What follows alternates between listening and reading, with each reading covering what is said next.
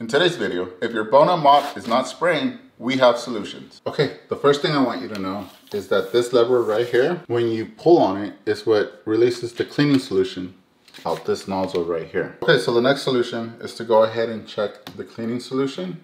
The way you do that is there's a button right here. You press that button, it releases the cleaning solution. Pull it out. There is a ring around the cleaning solution there. Make sure there's cleaning solution inside. Inside the mop, make sure it's all cleaned out. You can run it through lukewarm water.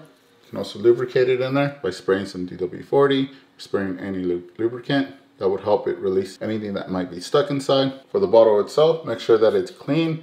There's no debris and it's clean. You can run it through some hot water. Make sure it's attached correctly. When that's done, go ahead and insert it back in. What you do is you line it up, press in. The next step is to check the nozzle. That is where the nozzle is located. Make sure that it's clean. There's no debris stuck in there. If you have to, go ahead, run it under hot warm water. And if you need to, grab a paper clip and scrape out any debris that might be stuck inside. The next step you can do is call Bona customer service number. They'll be able to help you get any replacement parts or troubleshoot the problem.